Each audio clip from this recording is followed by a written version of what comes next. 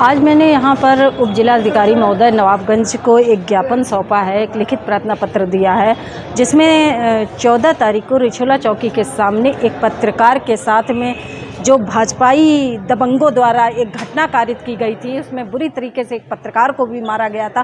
पहले उससे पूर्व एक शिकंजी बेचने वाले गरीब को मारा जा रहा था। उस घटना को वो देखने के लिए भीड़ जमा थी, उस देखने के लिए वो पत्रकार वहाँ देखने लगा, तो उन लोगों ने उस पत्रकार को भी निशाना बना लिया और उसे बुरी तरह से मारा पीटा गया भाजपाई दबंगों के द्वारा।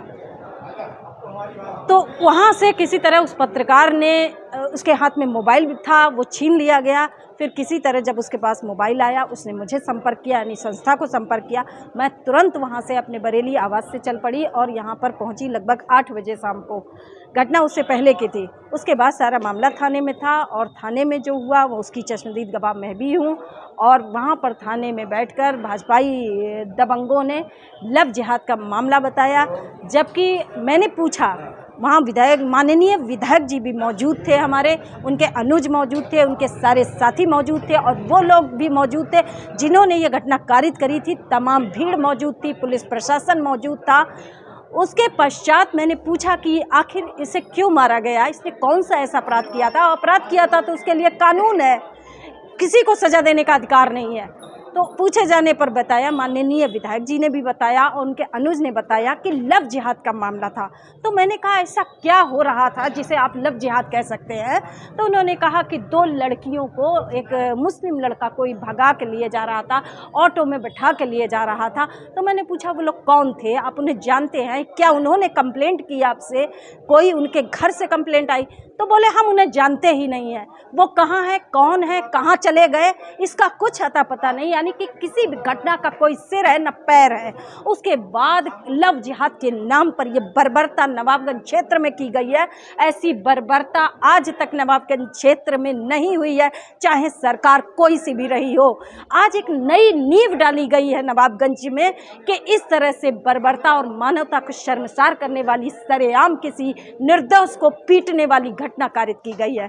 तो संस्था इसका पुरजोर विरोध करती है और इस संबंध में आज उप जिलाधिकारी महोदय को ज्ञापन सौंपा है संस्था ने और मांग की है कि दोषियों के विरुद्ध हमें कड़ी कार्रवाई चाहिए।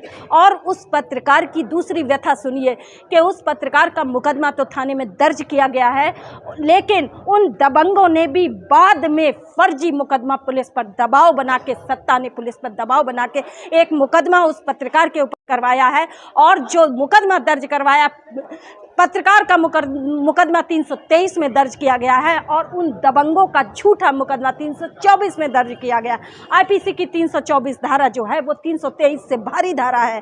तो ये स्थिति है, यानी कि उस निर्दोष पत्रकार के ऊपर डबल अन्याय हुआ है कि एक तो उसको सरेआम मारा गया है, उसके बाद उसी के ऊपर दबंगों ने मुकदमा भी दर्ज करवा दिया है। इसके लिए मैंने उप जिलाधिकारी को ज्ञापन सौंपकर ये मांग की गई कि उस मुकदमे को, फर्जी मुकदमे को खत्म किया जाए और दबंगों के ऊपर सही कार्यवाही करते हुए, उचित कार्रवाई, न्यायोचित कार्यवाही करते हुए उनको सही दंड दिलाया जाए कानून से, क्योंकि कानून सबके लिए है। सरकार के लिए भी कानून है, सरकार के नुमाइंदों के लिए भी कानून है, आम जनता के लिए भी वही संविधान, वही कानून है। किसी को कोई भी घटना अगर हो रही है तो उसकी जानकारी आप पुलिस प्रशासन को दीजिए। अपने हाथ में घटना, कोई भी फर्जी घटना बनाकर आप किसी को भी पीट सकते हैं। आपको लव जिहाद के नाम पर पीटने का अधिकार किसने दिया है? कानून ने दिया है, सरकार ने दिया है। अगर अथराइज किया है तो उसकी अथराइजेशन आप दिखाइए, जनता को सार्वजनिक करिए कि हाँ हमें अथराइज है कि हम कहीं भी लव जिहाद के नाम पर किसी को पीट सकते हैं। तो इस चीज़ को आम जनमानस में इतना भय व्याप्त है, पूरे क्षेत्र में आक्रोश व्याप्त है, लोग चर्चा कर रहे हैं कि इस तरह से अब यहाँ पर किसी को भी पीट दिया जाएगा। तो इस बात को संस्था ने संज्ञान में लिया है और मैंने इस ज्ञापन की प्रतिलिपि सभी उच्च अधिकारियों को, जिले के जिलाधिकारी महोदय आईजी महोदय, एसएसपी महोदय, कमिश्नर महोदय, सभी को मैंने ये प्रतिलिपि इसकी भेजी हुई है। मैं सभी अधिकारियों को उसका संज्ञान देती हूँ कि ये घटना इतनी बड़ी है, इसके बाद अगर कोई दूसरी घटना घटती है तो इसके लिए पूरा प्रशासन जिम्मेदार होगा, क्योंकि मैं संस्था के नाते जनहित में कार्य करती हूँ, जनहित की आवाज़ को उठाती हूँ। मैं पूरे ज़िले की सरकार को, पूरे ज़िले के प्रशासन को भी अवगत करा रही हूँ इस घटना के बारे में, ताकि अगर मैंने ये भी कहा है उसमें जितने भी एविडेंस हैं वो पुलिस प्रशासन उसको निकाले और संस्था को भी प्रोवाइड कराए। वहाँ पर जो उसके अंदर थाने में बैठकर हुआ था उसको सीसीटीवी कैमरे अगर वहाँ लगे हैं तो उसमें ज़रूर वो कैद है। जो मुकदमा उन्होंने फर्जी दर्ज कराया है, उस समय तक 10 बजे तक मैं भी थाने में मौजूद थी, कोई चोट नहीं थी, कुछ नहीं थे, सारे लोग बैठे हुए थे। उसके बाद ये फर्जी मुकदमा कैसे दर्ज कराया, उसकी मुझे सीसीटीवी फुटेज की मांग संस्था करती है।